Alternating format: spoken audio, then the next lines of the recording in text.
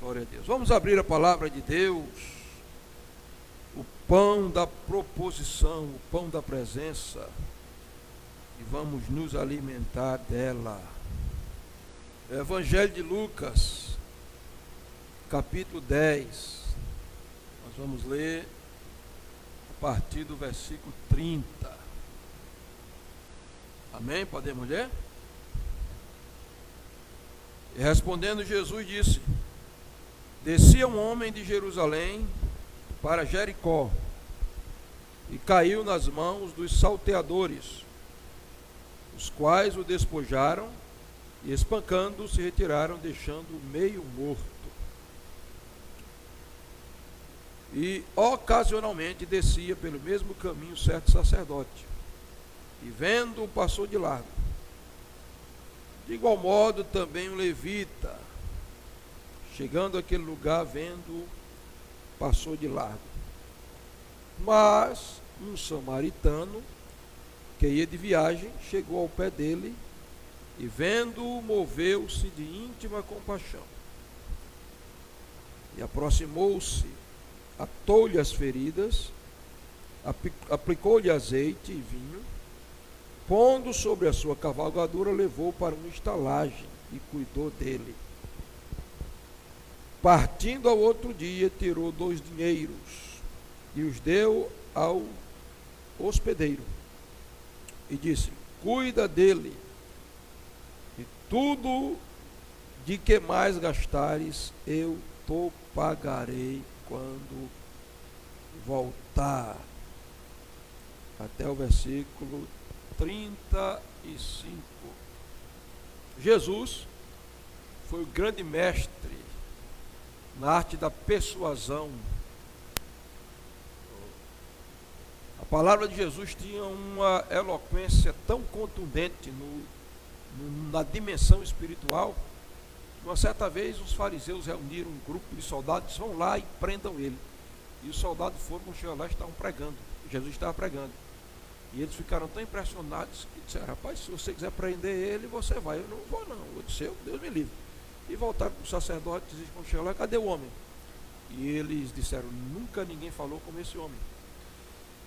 E Jesus, como o maior orador da história, usava um recurso pedagógico que todo comunicador da palavra de Deus precisa usar, é a chamada ilustração. Jesus está respondendo a um questionamento de um religioso que tentou encurralá-lo, colocá-lo num beco sem saída. E ele vai responder a esse questionamento contando um fato, uma história ilustrativa. Como disse Paulo em Romanos capítulo 15, tudo quanto foi escrito para o nosso ensino foi escrito, nada está escrito por acaso na Bíblia. Então nós temos algumas lições importantíssimas a tratar nessa noite. Nessa noite eu quero tratar com vocês sobre o tema o samaritano e sua bagagem. Você pode repetir olhando para a tela 3 vezes aí o tema.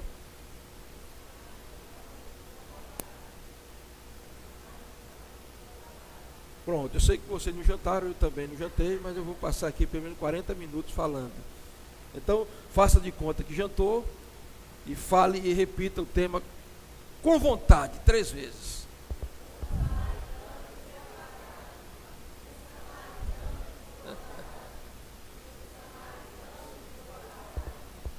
Amém, queridos? A resposta de Jesus para aquele líder religioso era com relação ao grande mandamento de Deus. E Jesus resume os 10 mandamentos em 2. O primeiro deles, amar a Deus acima de tudo. Segundo, amar ao próximo como a si mesmo. E aí, o teólogo de Araque, que tenta encurralar Jesus, diz: mas quem é o meu próximo? E Jesus vai contar essa história, essa parábola. Nós vamos aprender algumas coisas aqui, algumas verdades. A resposta de Jesus, a primeira resposta de Jesus nos traz uma lição. Na resposta de Jesus, quando ele vai contar a história, ele nos traz uma lição. E ele diz: descia um homem de Jerusalém. Então veja, primeiro tópico dessa mensagem, Vitinho, é descendo de Jerusalém. Veja comigo, versículo 30. Você sabe que nós estamos pregando expositivamente, então deixa a sua Bíblia aberta e acompanhe comigo versículo por versículo. O versículo 30, a expressão é essa: descia um homem de Jerusalém. Então eu quero falar com vocês sobre descendo de Jerusalém, porque esse descer de Jerusalém vai nos trazer algumas lições. Jerusalém. O que é Jerusalém? Qual o ponto geográfico de Jerusalém? O que Jerusalém tem a ver comigo? Todos nós sabemos, Jerusalém é a capital de Israel, a capital histórica, a capital profética, a capital religiosa, a capital espiritual. Se Israel é o coração do mundo, Jerusalém é o coração de Israel. Eu tive o privilégio, como vocês sabem, de em 2011 subir a Jerusalém e ir aos pontos marcantes, históricos daquela cidade.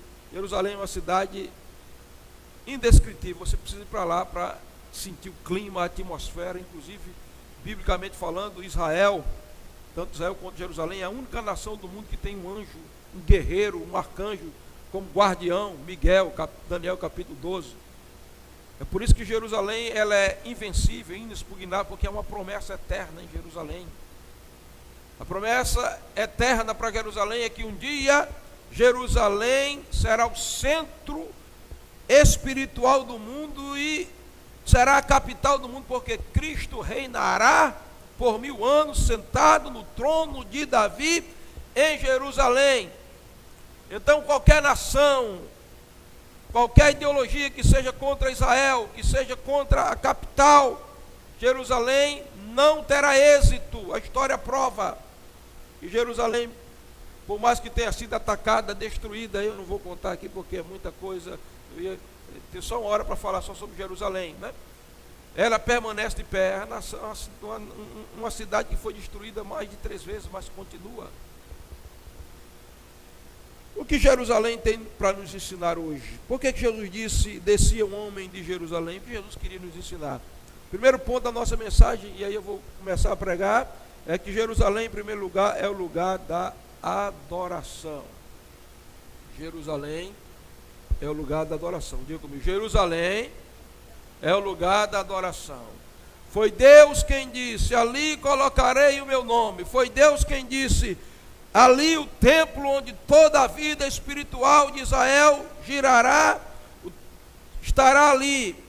Foi Deus quem disse que ela, Jerusalém, era a menina dos seus olhos. Então, quando você fala de Jerusalém, pense na cidade da adoração. É por isso que a Bíblia diz em Atos capítulo 8, de um certo etíope, superintendente da rainha Candace, da rainha da Etiópia, um homem muito rico, de muitas propriedades, e a Bíblia diz que um dia ele vinha da sua carruagem, e o Espírito Santo mandou Filipe acompanhá-lo, e a Bíblia diz, ele vinha de Jerusalém, porque tinha ido adorar. Deixa eu dizer uma coisa para você, nessa cidade de Espírito Santo existe uma Jerusalém espiritual. Esse lugar é Jerusalém, porque esse lugar, eu sei que o lugar físico de adoração não é legitimamente o templo físico, porque o lugar da adoração é o nosso coração, eu sei disso, mas o espaço físico traz uma sinalização para a dimensão espiritual. Deus sempre teve um lugar físico onde as pessoas adoravam desde o Éden. O Éden era o grande tabernáculo onde Deus se encontrava com o homem, até porque a palavra Éden é a junção de 3 palavras hebraicas, 3 letras hebraicas. Dalet, deixa eu falar aqui, agora deu branquinho aqui, mas eu tenho notado aqui, eu não perco. Ai, Dalet e Num. E essas 3 palavras querem dizer, olhando para a porta da vida. Ai, olho, Dalet, porta, e Num, vida. Então, por que olhando para a porta da vida? Porque no Éden havia uma porta aberta de acesso entre Deus e os homens. O Éden era uma conexão entre céus e terra, o lugar onde o homem estava, onde o homem adorava a Deus antes do pecado. Depois você vai ver Depois que Adão é expulso do Éden, Deus manda colocar, sempre construir um altar, um arco, um memorial profético de adoração, até que chega a época do Êxodo, ele manda Moisés construir um tabernáculo, um lugar físico, ponto de contato espiritual de adoração. Depois veio o templo, depois você vê Jesus nas sinagogas ensinando, depois você vê que a igreja primitiva estava no templo e nas casas. Então o lugar físico sempre foi um lugar importante. Esse é o lugar da adoração. O que é que nós viemos fazer aqui, pastor? Nós viemos, em primeiro lugar, adorar a Deus. Agora, o culto de celebração é o resultado de uma vida diária de adoração. Não adianta eu ser só adorador quando estou aqui no domingo, celebrando e aplaudindo. Eu tenho que levar uma vida de adoração. E a reunião congregacional no domingo nada mais é, nada menos é do que o culminar de uma semana já na presença de Deus. Amém? Lugar de adoração. A Bíblia diz que o homem descia de Jerusalém. Ou seja, ele saiu do lugar da adoração. Segundo lugar, que eu não quero me deter aqui, somente segundo lugar, Jerusalém é o lugar da palavra. Se Jerusalém era o lugar onde as pessoas iam adorar, Jerusalém era o lugar onde as pessoas iam ser instruídas. Por isso a Bíblia diz em Esdras capítulo 7 e versículo 6, que saiu da Babilônia, Esdras, sacerdote, veio para Jerusalém, e a Bíblia diz que ele era hábil na lei do Senhor. O que é que ele vai fazer em Jerusalém? Ensinar a palavra, porque Jerusalém sempre será o lugar onde a palavra de Deus é ministrada. Isaías, que inspiração é essa na qual você está tomado? O nome dela é inspiração plenária verbal. Isso aí na sua mão é um rolo de papiro. Isso aí na sua mão direita é uma pena. O que é que você vai escrever? Eu vou escrever o que Deus está me inspirando, porque eu estou vendo no futuro aqui, e eu vou escrever aqui. Futuramente as pessoas vão ler capítulo 2 e versículo 3 do meu livro. De Sião sairá a lei, e de Jerusalém a palavra do Senhor. O que é que nós viemos fazer aqui, queridos? Nós viemos ser instruídos pela palavra, porque Jerusalém é o lugar da palavra, e a palavra é a fonte da nossa vida, é a palavra que nos ensina, é a palavra que nos instrui, é a palavra que nos levanta, é a palavra que nos anima, é a palavra que nos edifica, é a palavra que nos fortalece, é a palavra que nos aviva, é a palavra que nos ilumina, é a palavra que nos dá norte, é a palavra que nos dá direção, é a palavra que nos corrige, é a palavra de Deus. Nós estamos aqui para ouvir a palavra, aprender a palavra, obedecer a palavra e viver a palavra. Você vai ver que esse homem desce de Jerusalém, ele sai do lugar da adoração. Ele desce de Jerusalém, ele sai do lugar da instrução da palavra.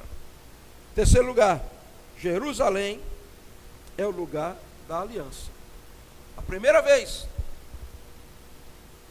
que a palavra, que o sentido de pacto, aliança, refeição pactual aparece na Bíblia, é Abraão fazendo aliança com o rei de Jerusalém. Lá vem Abraão da guerra, lá vem.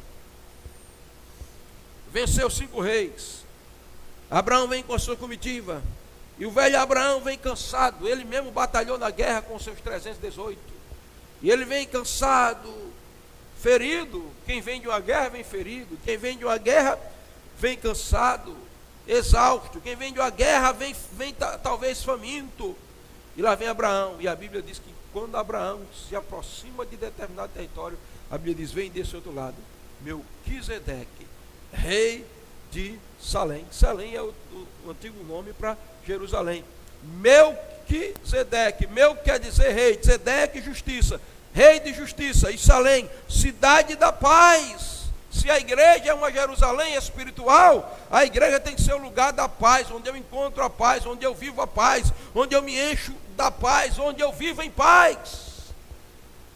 E a Bíblia diz que Melquisedeque vem, e Melquisedeque trazia 2 coisas para Abraão: pão e vinho porque toda aliança era feita através de pão e vinho. E como Abraão vinha fraco, cansado e ferido, Melquisedeque, sacerdote do Deus Altíssimo, oferece para Abraão pão, Abraão vinho, e eles fazem uma aliança. O que é que você está fazendo aqui essa noite? Você está aqui porque você está no lugar da aliança. Aqui você foi aliançado com Cristo, e dele você recebe o pão da presença, o pão da palavra, o pão que fortalece, o pão da vida, e o vinho, a aliança do corpo e do sangue, que nós celebramos mensalmente aqui todo mês, a ceia do Senhor.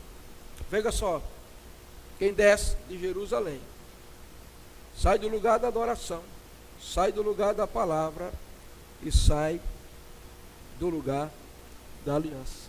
Agora note que o texto diz: descia um homem de Jerusalém para, como é que está escrito aí? Olha no versículo 30, leia comigo. Descia um homem de Jerusalém para, veja, se Jerusalém é a cidade da adoração, o lugar da instrução da palavra e o lugar da aliança, se Jerusalém é a cidade da bênção, Jericó é a cidade da maldição. Então, vamos ver aqui o caminho de Jericó. O caminho de Jericó. Primeiro, queridos, veja só, eu estive vendo o mapa, e eu descobri que Jerusalém, fui estudar alguma coisa da geografia de Jerusalém, eu descobri que Jerusalém fica 785 metros acima do nível do mar. Então no mapa Jerusalém está aqui. Jericó fica 238 metros abaixo do nível do mar. Então você pode olhar no mapa, você pode pesquisar depois. Jerusalém está aqui e Jericó está aqui embaixo. Então veja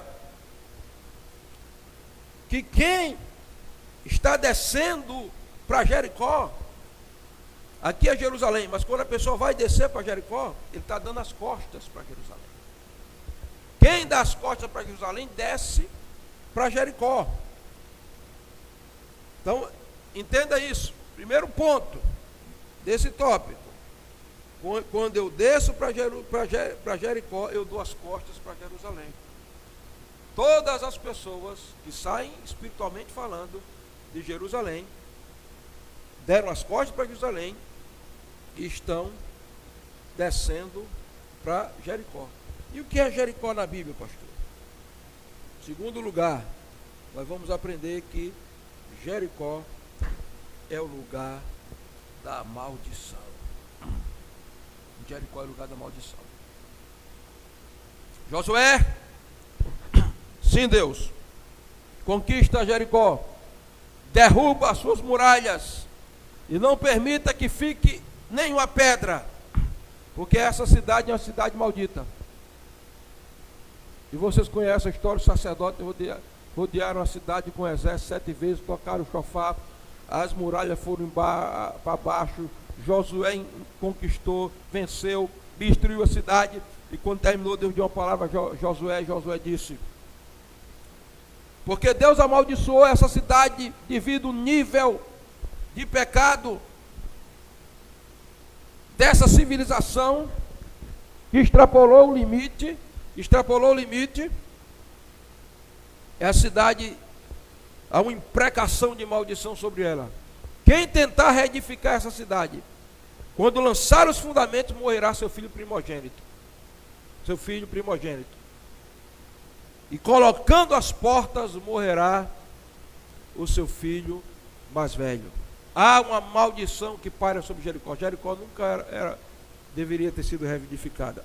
Mas no livro de Reis, você encontra um indivíduo chamado Riel, que não quis saber.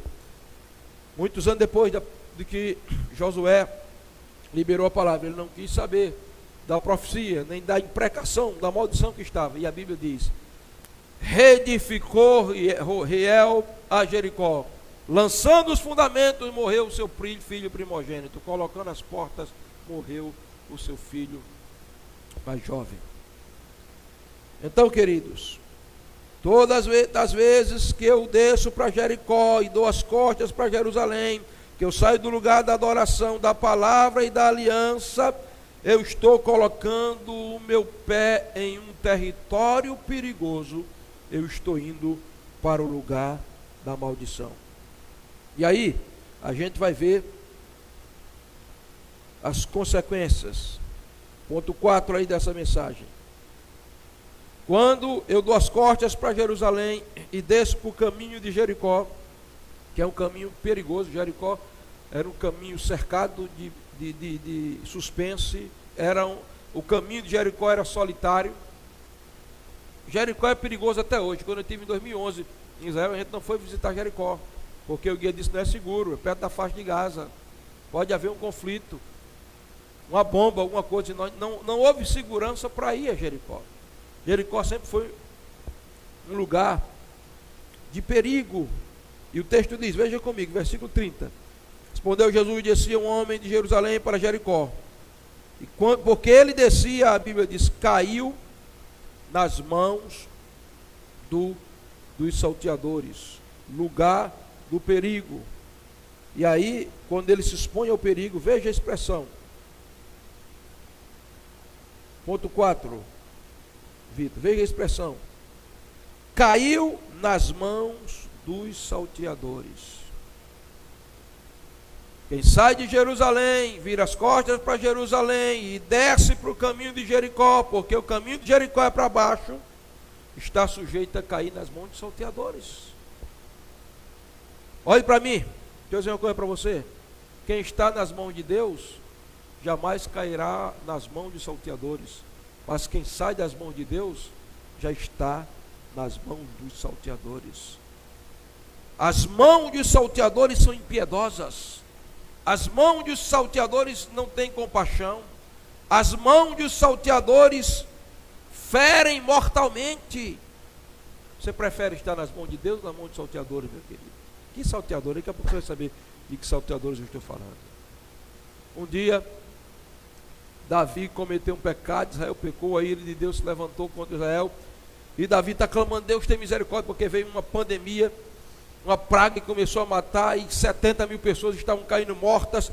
E Davi desesperado, o que é que está acontecendo? Daqui a pouco ele teve a visão, um anjo com a espada na mão, indo em direção a Jerusalém para dizimar todo mundo. E Davi clamou, Deus tem misericórdia. Deus enviou Gade, o profeta. E o profeta chegou, rei, dê licença, tem um recado de Deus para o senhor. O pecado foi muito grave, o povo pecou também, o povo esqueceu de Deus, abandonou a adoração. A situação é calamitosa, mas Deus manda te dar um recado. Você tem 3 opções: 7 anos de fome, 3 anos na mão dos seus inimigos, ou 3 dias, a espada de Deus sobre Jerusalém, uma praga devastando esse povo. Aí Davi ainda de joelho pensou, meu Deus, 7 anos de fome, ninguém aguenta a crise financeira, vai morrer todo mundo. 3 anos na mão dos meus inimigos, não sobra nada. 3 anos de praga, quem está enviando a praga é Deus, vem da mão dele. Aí ele disse, Deus, caia eu nas tuas mãos, e não nas mãos dos homens, porque nas tuas mãos eu encontrarei misericórdia. Quem está nas mãos de Deus, encontra misericórdia.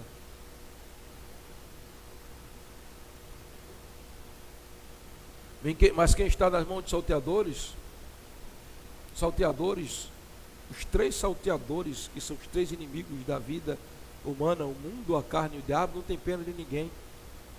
O mundo é um grande salteador e assassino. Eu estou falando no mundo, o sistema pecaminoso. Deixa eu contar uma história para você. Eu conheci um rapaz que se converteu na minha época, e a gente foi cheio do Espírito Santo, batizado do Espírito Santo, uma bênção. Aí ele se afastou, janeiro, se afastou da igreja, no período dessa festa que tem aí, né, todo ano. E aí ele, fora da igreja, ele disse, vou para a banda da festa. E aí ele foi se aproximando do lugar onde estava funcionando a banda. Ele viu uma moça que foi se aproximando dele, olhando para ele com um sorriso. A moça não era daqui, não conhecia ele nunca tinha visto a moça, nem a moça tinha visto ele. E aquela moça com um sorriso assim, irônico. Quando ele foi se aproximando, a moça olhou para ele e disse: bem-vindo de volta ao nosso mundo. E deu um sorriso. Ele disse: fiquei todo arrepiado, pastor, mas já estava lá, continuei. Meu cunhado dizia que quando nós não queremos aprender com nossos pais, ele dizia o pecata mundo, ele chamava assim, o mundo ensina. Mas na verdade, o mundo ensina ferindo. Então, o primeiro salteador é o mundo, o segundo salteador a carne, os desejos desenfreados da nossa carne. Quanto mais eu faço a vontade da minha carne, dos meus pensamentos, mais eu me distancio de Jerusalém, da palavra, da aliança e da adoração, e os desejos da minha carne me levarão a prejuízo. E o terceiro salteador é o diabo. A Bíblia diz que Satanás veio, ele é ladrão, e ele veio fazer três coisas: matar, roubar e destruir. Então note, o homem desce de Jerusalém no caminho de Jericó e cai nas mãos dos salteadores. O homem vinha talvez na cavalgadura dele, no seu jumentinho talvez, devagarinho, ele queria chegar lá. Eu sei, eu saí do lugar da adoração, eu não estou muito interessado nesse negócio de adoração, eu vou para Jericó, em Jericó eu vou desfrutar a minha vida, deixa esse negócio de aliança para lá, esse negócio de palavra, não. E aí a Bíblia diz que quando ele menos esperava, os salteadores lançaram-se sobre ele, e a Bíblia diz, bateram nele, esmagaram, bateram nele, espancaram ele. Os salteadores fizeram três coisas com esse homem. Ponto 5. Três coisas. Veja o que diz a Bíblia. Verso 30, a última parte. Caiu na mão dos salteadores, os quais despojaram, ou seja, tiraram, arrancaram a roupa dele, espancando, bateram nele sem dó e sem piedade, soco, chute, pontapé. Espancaram e o deixaram meio morto. Primeiro eles tiraram tudo do homem. Tiraram as roupas. Fala de dignidade.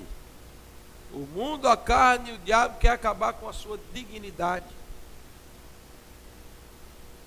Quer deixar você indigno. Segundo, bateram.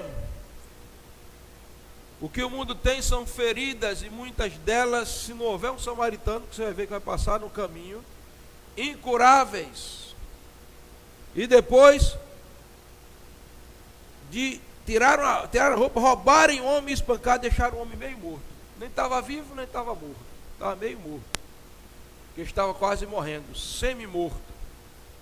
É isso que os salteadores no caminho de Jericó faz com a raça humana. Tem muita gente que parece vivo, mas vivendo está morto. Ele está vendo, mas ele não vê. Ele está falando, mas ele não fala. Ele está ouvindo, mas ele não ouve. Ele está tocando, mas ele não toca. Ele está expirando, mas ele não sente. Ele está vivendo, mas está morto. Como assim, pastor? Ele vê as coisas físicas, mas ele já perdeu a visão da glória de Deus.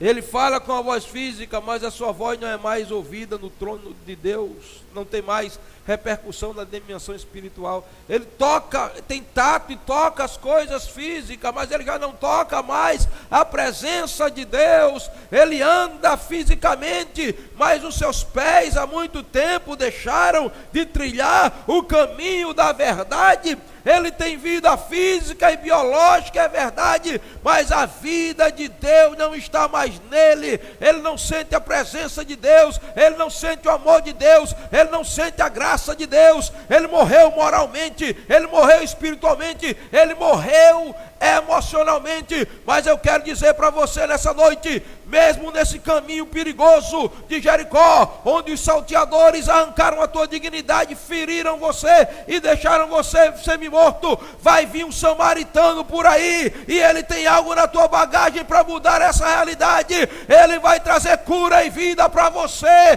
Quem crê, dê um aplauso e glorifica o nome de Jesus.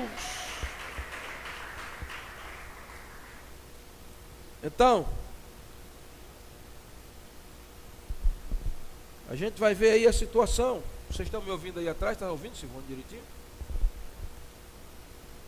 Salteadores pegaram o camarada e jogaram ele lá. E ele ficou lá jogado no caminho. Ele está querendo reagir, mas ficou lá jogado. E aí a gente vai ver uma coisa aqui. Primeiro, religiosos no caminho de Jericó. Veja comigo, verso 30, eu vou ler o verso 30 de novo, diz assim: respondeu Jesus, descia um homem de Jerusalém para Jericó e caiu nas mãos de salteadores, os quais despojaram, espancando, se retiraram, deixando meio morto. Agora veja, verso 31, ocasionalmente, não foi propositadamente, foi por uma ocasionalidade, por uma coincidência, ocasionalmente descia pelo caminho um sacerdote. Note que esse sacerdote ele está descendo. Ele está descendo porque ele está vindo de Jerusalém. E ele está indo para o caminho de Jericó.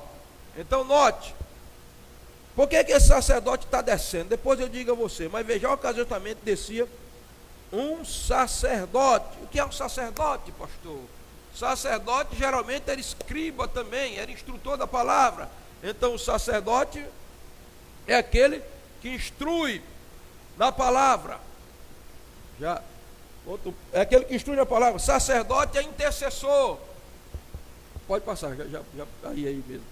Sacerdote é intercessor. Então a função do sacerdote, instruir na palavra. A gente vai ver isso no Antigo Testamento. Função do sacerdote, interceder, sentir a dor do outro, identificar-se com a dor do outro.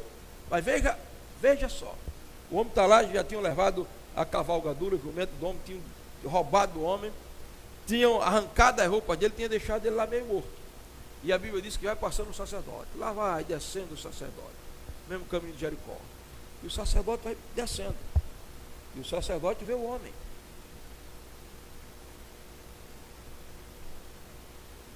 Está ferido, está roubado, foi roubado.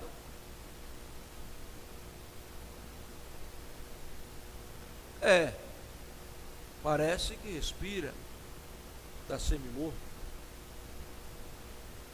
Mas eu sou sacerdote, eu não vou quebrar o protocolo. Será que ele está morto? Eu vou contaminar a minha vida por um camarada desse? Não, não tem nada a ver comigo. Deus me perdoe, eu já estou atrasado para a reunião pastoral, o sinédrio vai se reunir, Deus me perdoe. Não.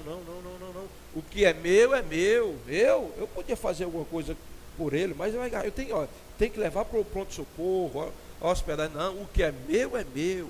E a Bíblia diz, passou de largo. Irmãos, quantos que se dizem intercessores e não mais intercedem? Quantos que se dizem instrutores e não mais instruem?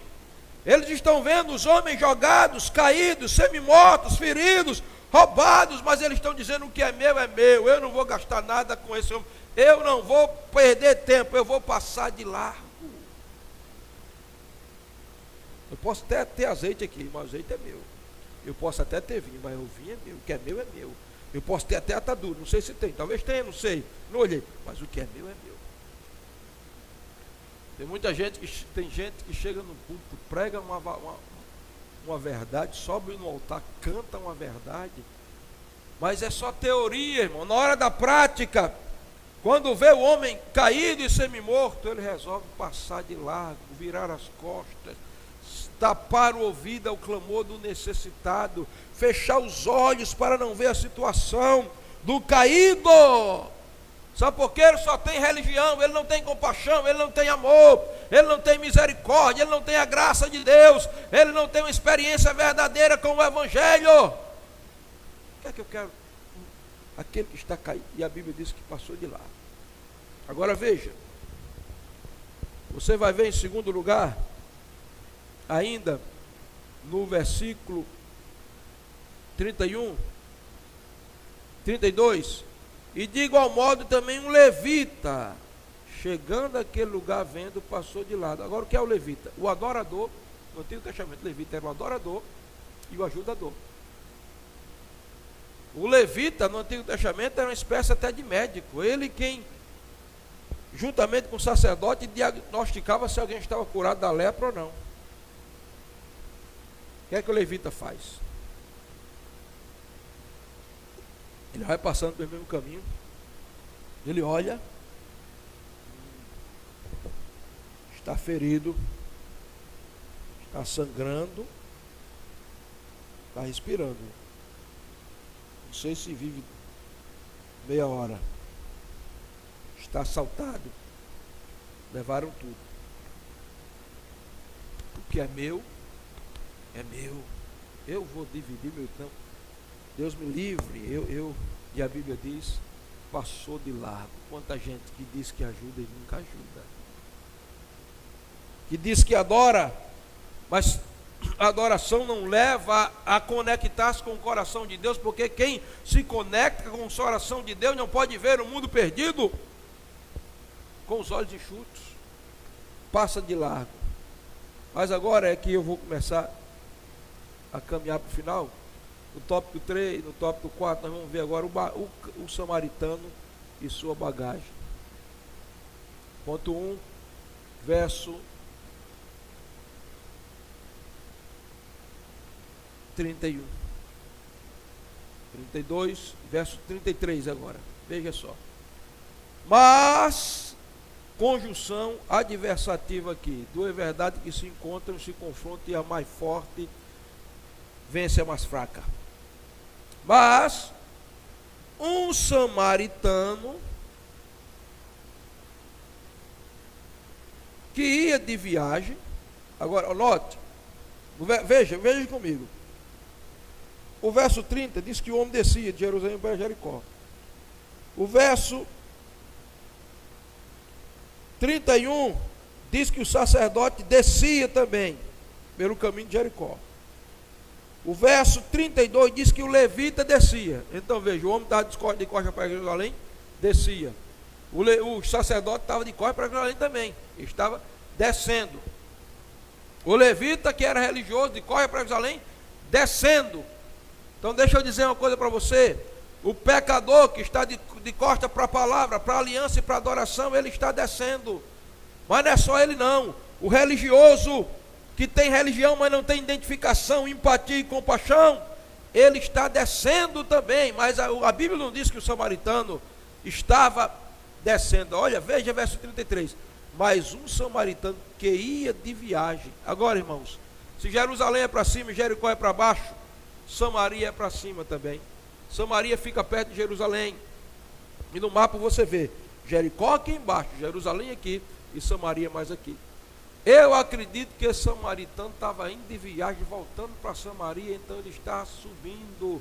Porque quem se identifica com a dor do perdido, quem tem empatia e compaixão verdadeira, sempre está subindo, enquanto religiosos descem na falta de intimidade com Deus, descem na desconexão espiritual com Deus, descem na religiosidade. Muitas vezes, aquele que alguém julgaria que não é religioso, que talvez não aparente tanta piedade, a Bíblia diz que ele vai subindo. E aí, nós vamos ver algumas coisas aqui.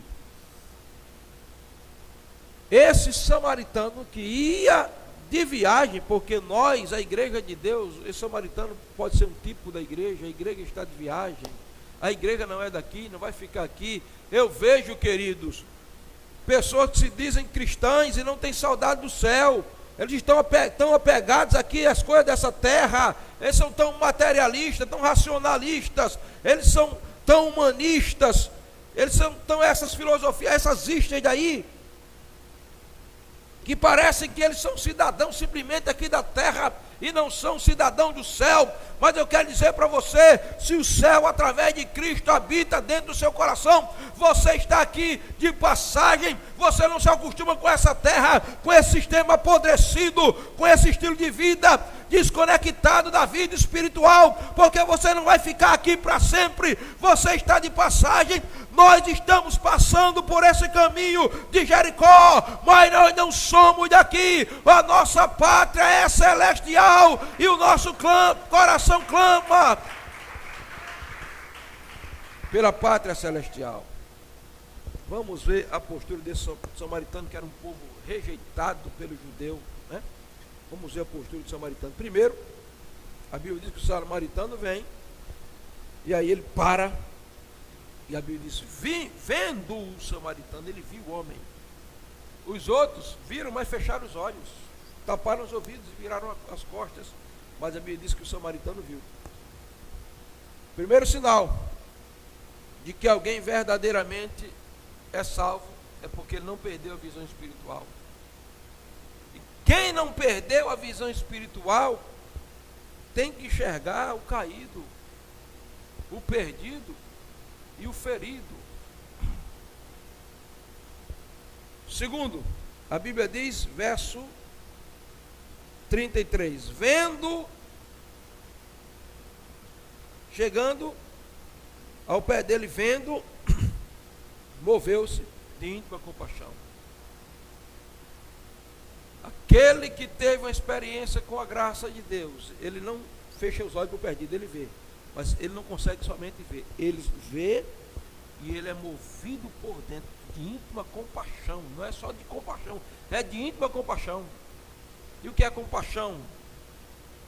Paixão, sentimento conjunto, é sentir a dor do outro como se fosse a sua própria dor. Porque veja,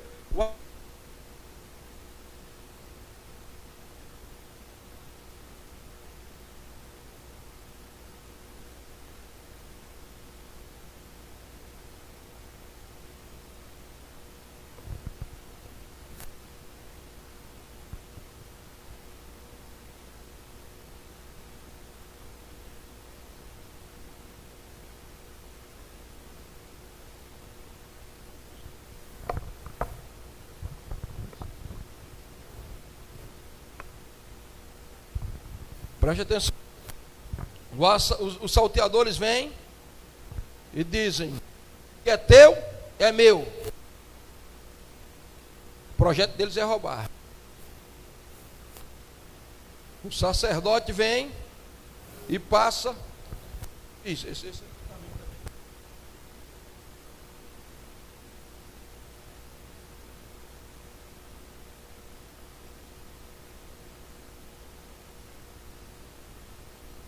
aleluia. E diz: o que é meu, é meu. O levita vem e passa: o que é meu, é meu. Mas sabe o que é que o samaritano faz? Vê, se move de compaixão, e ele vai dizer agora: o que é meu, é teu. Você vai ver que a Bíblia diz: moveu-se de íntima compaixão.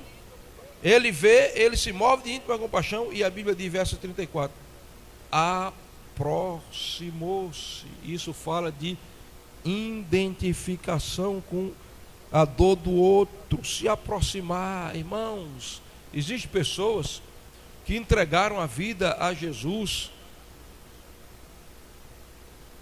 e antes de ser crente eles eram populares, eles eram atraentes, as pessoas tinham vontade de se aproximar deles, de ficar perto deles.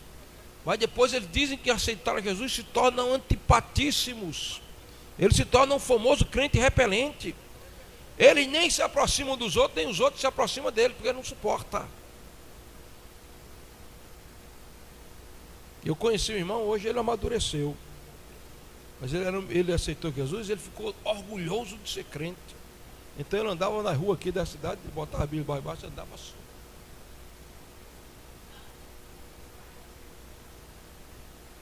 Um dia eu estava num local com uma pessoa não evangélica, e ele passou dessa maneira, e o cara disse a mim: como é que aquele cara quer que a gente vá para a igreja dele? Olha o jeito dele, não fala com ninguém.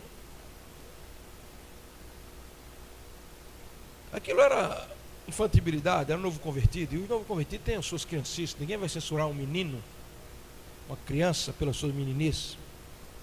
Mas deixa eu te dizer, Quando você tem experiência verdadeira com o amor de Deus, esse amor vai sair de você, transbordar para os outros, e você vai fazer como aquele samaritano que a Bíblia diz que ele se aproximou-se.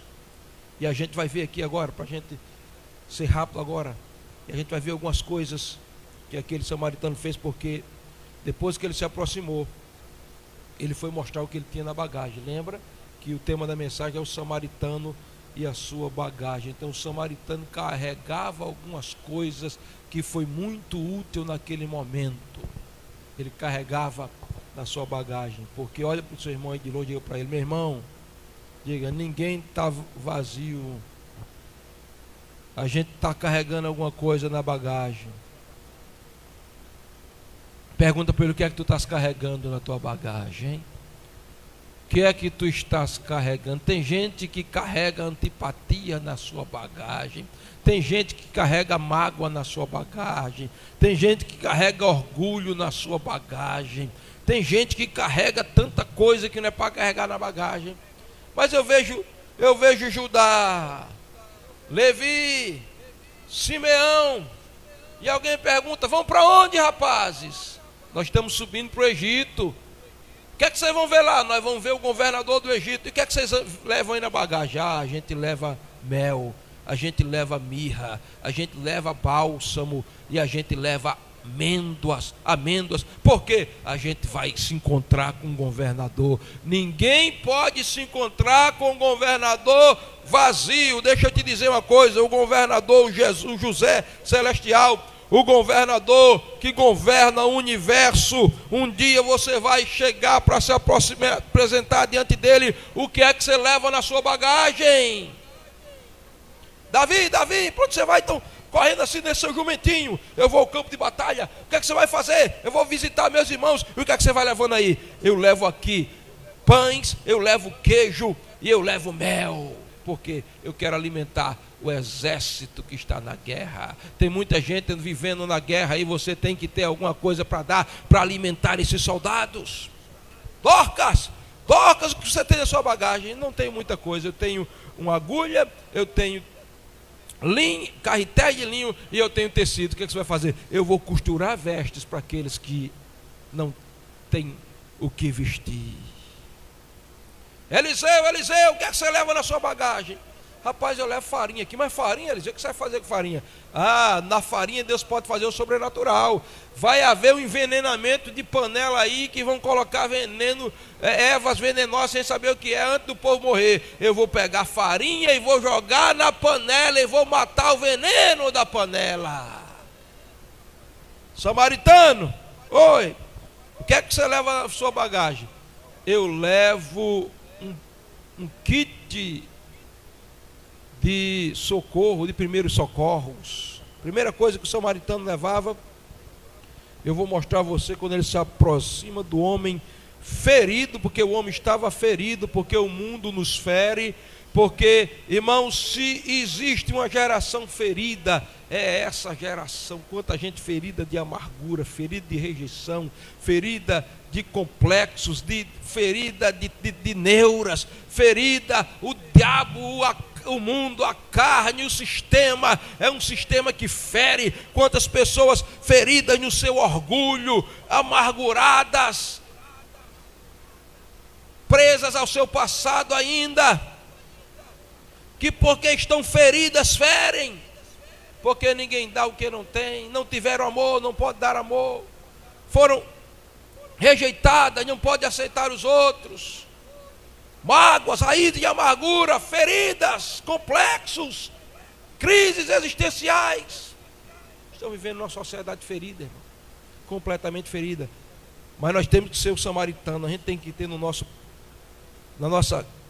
kit de primeiro socorro, primeiro, atadura. A Bíblia diz que ele atou-lhe as feridas. Ele foi lá e se aproximou, disse: você não vai morrer não, eu tenho ataduras aqui, eu vou deixar essas ataduras aqui, peraí, eu vou aqui no kit de primeiro socorro. Ele deixa as ataduras, porque eu tenho uma coisa aqui também, eu tenho vinho. Ele tinha vinho. O vinho era um antisséptico da época, e a Bíblia diz que ele vai colocar vinho. Vinho na Bíblia é figura do sangue de Jesus. Todo mês a gente bebe o vinho aqui e come o pão. E a gente diz, o vinho representa o sangue. Deixa eu dizer para você, para essas feridas, essas pessoas que estão aí feridas, magoadas, amarguradas, rejeitadas, doentes, feridas pela vida, eu quero dizer você, a igreja é o bom samaritano de Deus. Eu quero dizer para você, nós temos vinho. Qual é o vinho que temos? Nós temos o sangue de Jesus. Nós vamos aplicar o 7 derramamento do sangue de Jesus, o sangue que ele derramou no Getsêmani para curar de qualquer amargura, de qualquer traição, o sangue que ele derramou das costas para curar qualquer enfermidade, o sangue que ele derramou das mãos para dar liberdade a você, para adorar, para celebrar, para levantar, para ajudar, o sangue que ele derramou dos pés para você poder andar livremente, o sangue que ele derramou do coração para trazer cura. Você aplica o sangue. E o bom samaritano chegou lá, colocou o vinho, aliviador, antisséptico. Eu tenho outra coisa aqui, eu tenho óleo. O óleo servia para amolecer as feridas, impedir as infecções ali, e ele colocou óleo, mas ele tinha atadura. Atadura fala de quê? Proteção, vai proteger a ferida. E a Bíblia diz que ele botou vinho, botou óleo,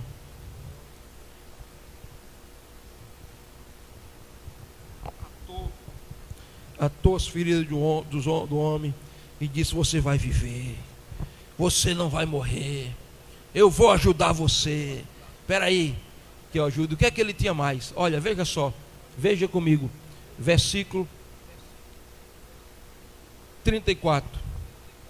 Aproximou-se a toda a ferida, aplicando azeite e óleo, pondo sobre a sua cavalgadura. Ele não estava em pé não. Quando ele veio para aquele caminho, ele saiu da cavalgadura, mas ele vinha com o cavalo alazão dele. Ele vinha no seu cavalo alazão. Ele desce do cavalo e vê a situação, e ele diz, eu tenho cavalgadura. E ele traz o cavalo alazão. Irmãos, eu quero dizer para você, você é sustentado. Você tem cavalgadura, e você tem cavalgadura que te sustenta e te carrega, e que carrega os outros também. Qual é a cavalgadura, pastor? A cavalgadura é o ministério que Deus te deu. Mas pastor, eu não sei cantar. Quem disse que só cantar é ministério? Mas pastor, eu não sei pregar. Quem te disse que só pregar é ministério? Ah, pastor, eu não sou apóstolo, eu não sou profeta, eu não sou evangelista, eu não sou pastor, eu não sou mestre. Quem disse que só esses 5 é ministério? Esses são 5 ministérios de apoio, mas o maior ministério da igreja, deixa eu dizer para você, é o ministério da intercessão. É a intercessão que carrega, que levanta, que mantém de pé. Você, como adorador e como intercessor, tem os 2 maiores ministérios. E o samaritano chega, você não vai morrer, você está muito ferido, mas vou botar você aqui na cavalgadura. E ele coloca, e ele diz, vamos embora, vamos lá. Eu vou a pé, mas você vai na cavalgadura. Eu vou levar você. E aí, eu começo a terminar dizendo que o samaritano conhecia o caminho, irmãos. Olha aí, ó, versículo 34, levou para uma estalagem e cuidou dele. Ele conhecia o caminho da estalagem. Irmãos, a estalagem continua. Lá vai o samaritano, você não vai morrer, você vai viver. Eu cuidei das suas feridas, eu não vou deixar você morrer não. Eu conheço a estalagem, eu conheço o pronto-socorro espiritual, eu conheço a Insegec, eu conheço a estalagem, o dono da estalagem. A estalagem é a igreja, o dono da estalagem é Deus, e a igreja é um pronto-socorro espiritual. Eu sei, irmão, porque tem tratamentos que é cirúrgico e dói. Hoje eu tive a notícia de alguém que sofreu um acidente, tinha que pontuar a cabeça, mas não queria deixar de jeito nenhum porque dói. E muitas vezes as feridas abertas, quando você começa a tratar, começa a doer, porque tem gente que que está tão ferido que ele se acostumou com a ferida dele, que ele não quer que mexam na ferida dele, aplicar azeite, aplicar vinho e colocar atadura para proteger ele. Às vezes, a verdade, o confronto, nós estamos vivendo na geração mimada, irmãos, doente, mas que não entendeu, que a gente tem que... Não, deixa eu dizer uma coisa para você, a Bíblia diz: fiéis são as feridas feitas pelo que ama, mas o beijo do que aborrece é enganoso. Tem gente que está beijando você, está fazendo mais mal a você do que bem, está satisfazendo o seu ego, está passando a mão, está acariciando, mas não está fazendo o seu bem. A ferida está infeccionada, está aumentando. Eu fui visitar Zete, né? Ela sofreu um acidente, ela estava com a ferida aberta, grande na perna, toda ferida, e a minha esposa não quis ir, e ela disse que quando foi fazer o tratamento, tiveram que retalhar, e ela gritando, para tirar, porque senão infeccionar, podia necrosar a perna, tratamento difícil. A minha esposa nem viu, eu fui lá e vi ela conversando comigo. Você se lembra do famoso mertiolatio? A gente arranhava o joelho, a perna, a mãe matava, metia o mertiolatio, ardia, doía, mertiolate, alguma coisa desse tipo, doía, ardia, queridos, mas fazia bem, mas curava. Deixa eu te dizer uma coisa, o confronto muitas vezes é para curar. A igreja confronta, o pastor confronta o pecado, a Bíblia confronta o pecado, mas é porque está querendo salvar a sua alma. Você não vai morrer não. Eu apliquei azeite, eu apliquei vinho, eu vou levar você para estalagem. É isso que a igreja é, um pronto-socorro espiritual. Por isso que a igreja tem que ser atividade essencial, irmãos.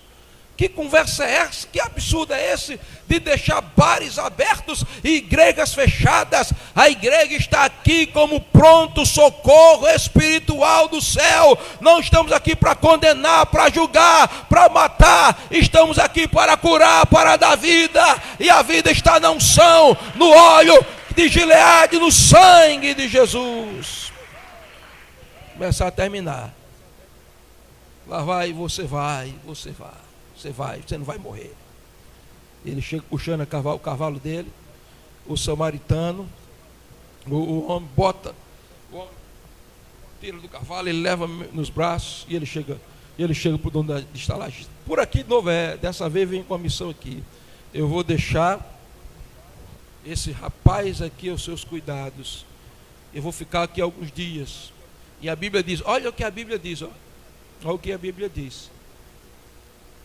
Cuidou dele, ele ficou lá, tratou as feridas de um homem e cuidou.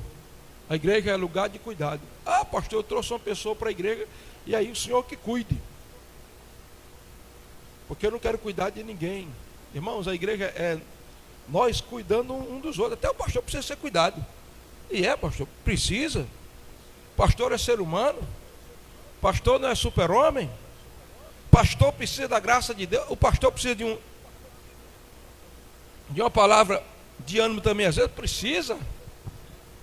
Uma vez uma irmã ligou para mim, eu digo, oi, meu irmão, tudo, pode falar, eu já esperava aqui, dizer, não, pastor, porque está problema tal, lá em casa, sei que, meu filho, tá. Não, pastor, eu quero saber se o senhor está bem, o senhor está tudo bem? Eu comecei a rir, mas minha irmã, graças a Deus, estou bem, que coisa tremenda, ligar. Amém, querido? A Bíblia diz, cuidou do homem. E eu termino agora, vou botar o relógio aqui, já está chegando a hora de terminar. Cuidou do homem. E a Bíblia diz aqui, verso 35. Partindo outro dia, tirou 2 dinheiros e deu ao hospedeiro. Isso aqui, eu deixei ele aqui, cuidei uns dias, mas eu quero ver ele sarado. Quero ver ele curado. Eu vou ter que viajar, eu estou de viagem. E a Bíblia diz, mas eu vou te deixar aqui, 2 dinheiros. Cuide dele. A gente pensa que a Bíblia é um livro tão espiritual que só fala das coisas do céu. A Bíblia fala de tudo. A Bíblia é um manual para a vida. Uma vez alguém questionando na questão política comigo e tal, não sei o que, porque a Bíblia, se a gente for obedecer só a Bíblia, tem que pensar na economia, porque eu digo, que conversa que a Bíblia não fala de economia? Olha, irmãos, a Bíblia é um livro para a vida. Eu digo, olha, se os políticos do Brasil obedecessem só o mandamento da Bíblia, do 10 mandamentos, o Brasil já estava 90% resolvido os problemas dele. Que mandamento era esse, pastor? Eu disse, não roubarás. Se obedecesse, não roubarás, pronto, resolveu o problema do Brasil, praticamente. A Bíblia diz que o homem meteu a mão, tirou 2 dinheiros. Eu quero dizer para você que se você não for uma pessoa de jejum e de oração, que deve ser, se for alguém que prega, que deve pregar. Se você não fizer nada, mas você for um contribuinte, botar a mão no bolso e tirar os 2 dinheiros, que é a oferta e o dízimo, você está também ajudando o dono da estalagem a cuidar dos feridos. Amém, queridos? Por quê, pastor? Porque eu vou falar algo rápido aqui, daqui a pouco, quando terminar o culto. Mas uma das coisas que eu vou dizer é que o dinheiro que você investe aqui não é só para esse conforto, vocês estão vendo tudo, não, é também. O dinheiro que você investe é para ajudar muitas vezes o irmão que está precisando. Aqui eu tenho um irmão aqui que é uma bênção, uma família abençoada, que passou por uma eventualidade, eu não sei quanto tempo, mas a gente passou aqui, ó. Não podia trabalhar, toda semana chegava a feira lá na casa dele. Toda semana, que eu digo, você, a igreja tem responsabilidade de sustentar você nesse período. Graças a Deus. Quantas cestas básicas nós não distribuímos aqui? Pessoa liga, pastor, até pessoa descrente, pastor tal. Não, já está distribuído. Fora isso, irmão, isso é importante, trabalho social. Mas fora isso, nós temos a nossa oferta missionária que nós enviamos todo mês. O dízimo dos dízimos, que é o plano cooperativo, e a oferta missionária. Para quê? Para que o evangelho se expanda e as vidas sejam tocadas pelo reino de Deus. E não se sustenta missionário só com oração, se sustenta missionário também quando se mete a mão no bolso e se puxa os 2 dinheiros, o dízimo e a oferta, investimento no reino de Deus. Em último lugar, vamos ficar de pé porque eu vou terminar. Olha o que o samaritano disse. E disse-lhe, e tirou 2 dinheiros e deu-os ao hospedeiro e disse, cuida dele e tudo o que gastares eu te pagarei quando voltar. Diga comigo, o samaritano vai voltar. Amém? Você que ganhou a pessoa para Jesus, evangelizou ela, trouxe para a igreja, não abandone. Amanhã volte lá. E se no domingo ele não tiver, volte lá. E se no outro ele tiver, volte lá. E se ele lhe expulsar, aí não volte mais.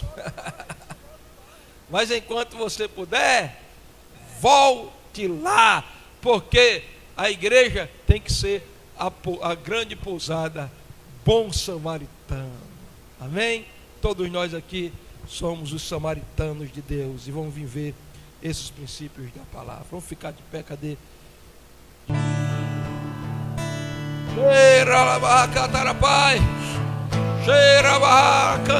Flua a tua unção nesse lugar, como o rio, a tua glória como o rio tocando cada vida. Vem o teu fluir.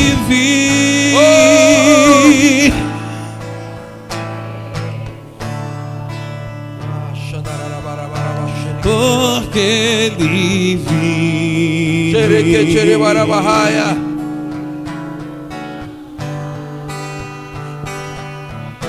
Mas eu bem sei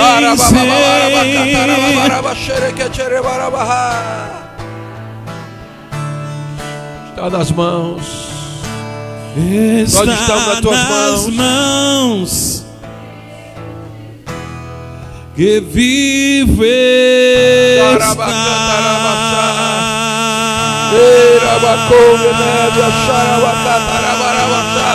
Oh Deus,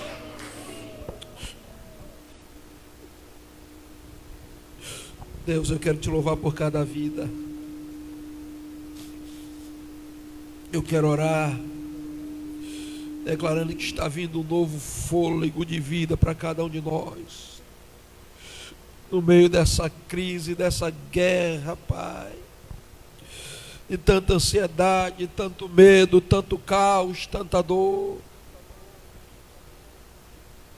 Obrigado, porque podemos ser presenteados com a Tua presença, com a Tua glória. Obrigado, porque Tu cuida de nós.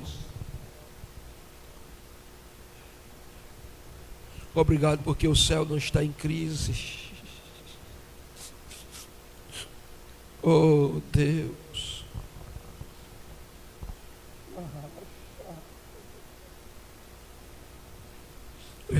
Achei catarabachá.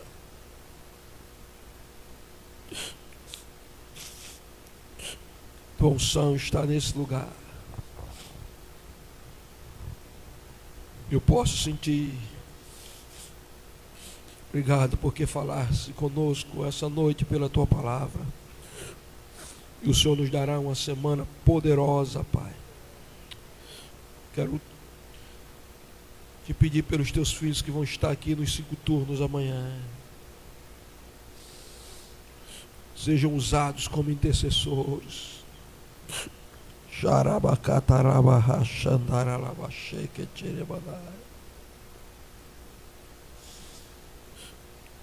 Eu te amo.